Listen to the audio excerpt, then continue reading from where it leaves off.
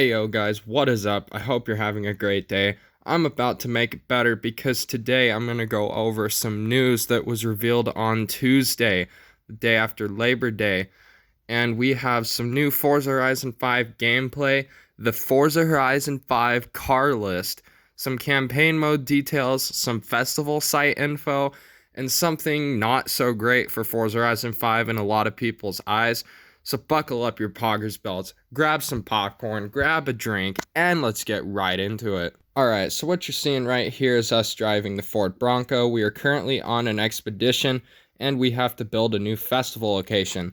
Along the way, we have to complete all these different tasks and challenges, but before I get into more about that, I want to go into the festival site information. Alright, so the first festival is the Mexican Festival, and that's the main festival in Forza Horizon 5. We saw that for the intro to the game, that gameplay. We have the remaining three festivals revealed to us. We have Horizon Baja, which focuses on cross-country racing, Horizon Rush, which focuses on PR stunts, and Horizon Street Scene, which is all about street scene. So I was thinking maybe we could see the return of cutscenes with Forza Horizons or with Horizon Street. That would be really cool to see some personality back into the game. Alright, so the goal of Forza Horizon 5 is to be entered into the Hall of Fame.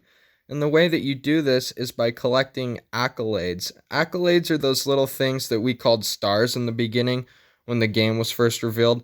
These feature a little bit of everything, as you can see here.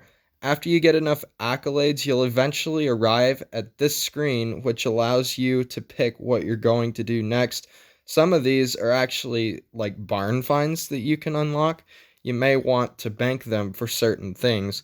The point is, there are thousands of these things to unlock, but the developer said that it takes 10 to 20 hours to get to the Hall of Fame for most people. So an expedition is something that you do to work up to building a new festival location. Eventually you get there, and then you will team up with a character in the game who will guide you to a new location.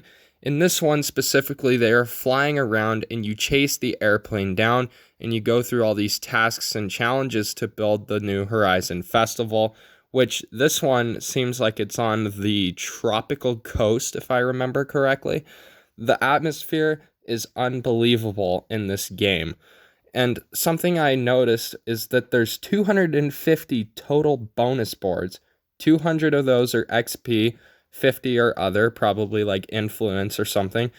And there's 543 cars to photograph, but the developer said to not pay attention to that because this is a developer mode, like a developer game, right, that they were playing. So it's not completely accurate. All right, so now we're on to Horizon Life. So you can play the entire campaign in co-op with up to 6 players, and you aren't forced to play in a co-op once you start it with your friends. You can drop in and out, and there's no mention of private lobbies, unfortunately. I think those are a thing of the past, and so do many people. But with multiplayer and Horizon Life details that have been revealed, it seems more advanced than ever, and I don't really think that you really would want private lobbies for anything specifically because there's so much ghosting in the new Horizon games like Horizon 4. When you're in Horizon Life, the other players are just ghost players and they just drive around unless you're in a convoy with them, and then you can actually slam into them. Another thing worth noting is that there are steering wheel improvements that have been made.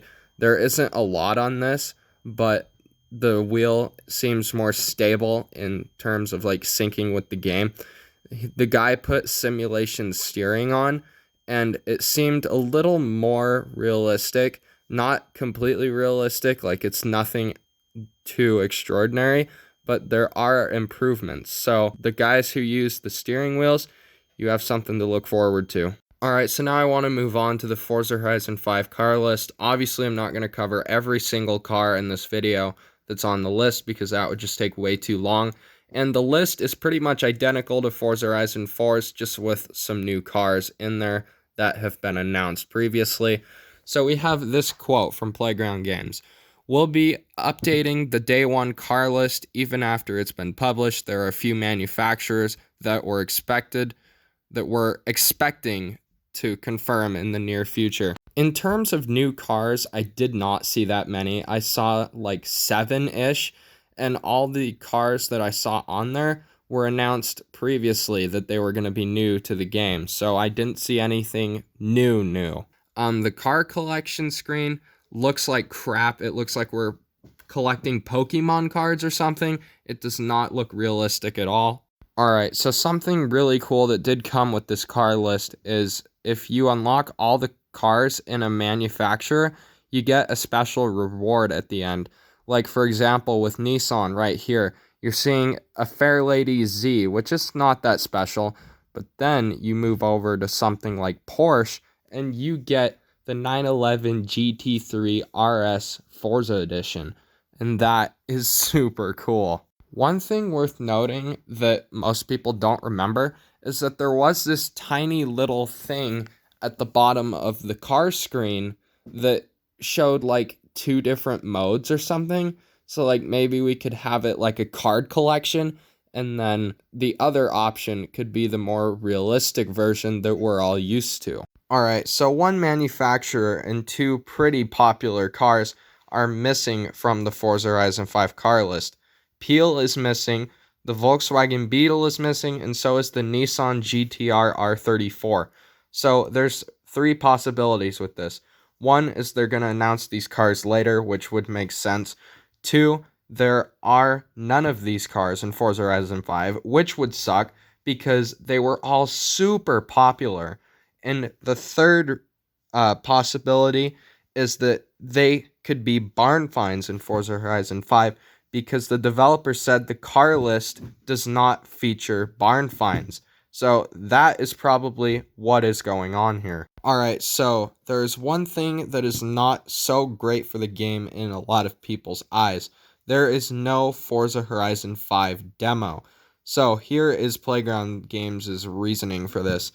Since it's the biggest Forza Horizon game that they've ever made, on the most platforms they've ever launched a game to, they want to use all the time to nail the game for launch to make it look and play as good as it possibly can. That makes a lot of sense, especially for like older generations of consoles like the Xbox One, the Xbox One S, the Xbox One X. Even though the S and the X aren't as old, the Xbox One original is very old now. And I want to tell you guys this. Xbox One console gamers, bear with me here. The developers will be releasing gameplay to show how the game looks and how it will work on our console and all individual consoles. That is great to hear. I really hope Forza Horizon 5 on the Xbox One does not end up like Forza Horizon 2 on the Xbox 360. We all know what happened with that.